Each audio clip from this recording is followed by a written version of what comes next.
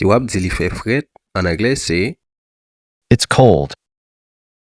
li fait fret. It's cold. Mwen fret. I am cold. Mwen fret. I am cold. Li fait chaud. It's hot. Li fait chaud. It's hot. Si wap di li fait jour, en anglais, ou kapab di de façon. Ou kapab di, It's light. ou bien ou kapab di, It's day. li fait noir. It's dark. Li fait noir. It's dark. Li fait brun. It's foggy.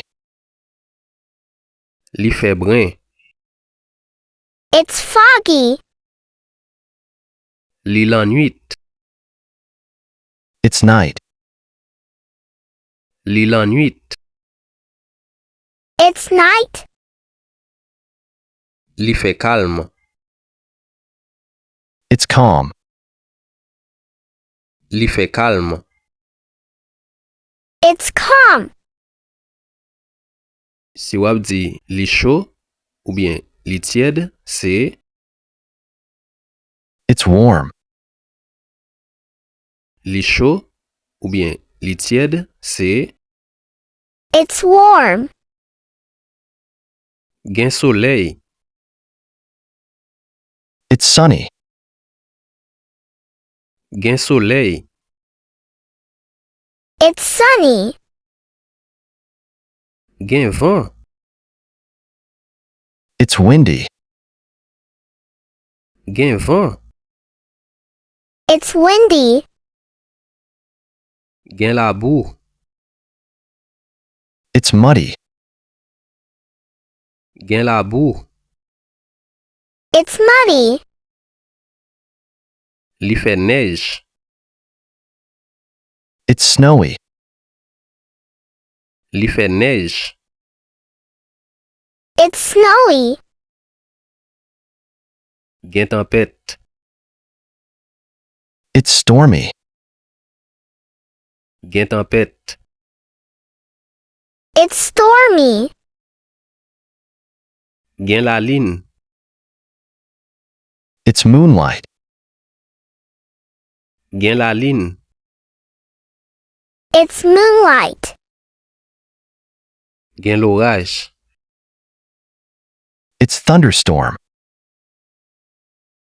Gen l'orage.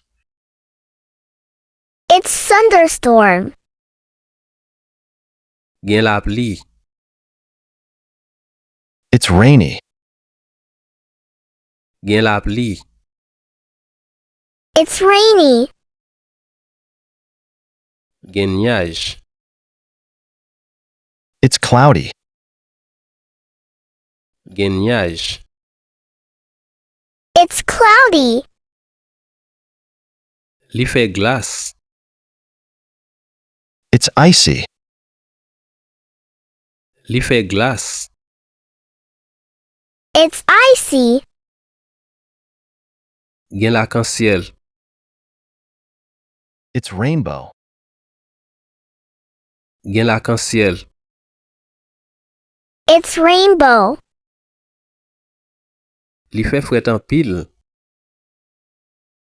It's freezing. Li fait fret en pile. It's freezing. Li fait grêle. It's hailing. Li fait grêle. It's hailing. Gen éclair.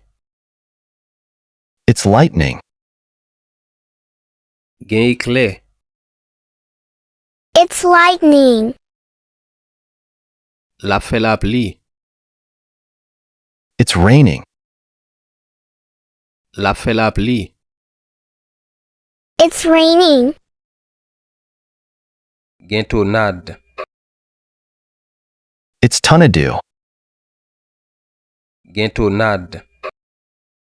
It's tornado. Nous avons 4 livres anglais qui sont vraiment intéressants qui nous préparent pour. Nous avons un livre grammaire, un livre prononciation, un livre phonétique et un livre expression. Si vous avez aimé acheter le livre ça yo, vous capable de contacter nous dans le numéro ça qui c'est 48 78 17 76 sur WhatsApp pour capable connaître qui gens pour gagner le livre ça yo.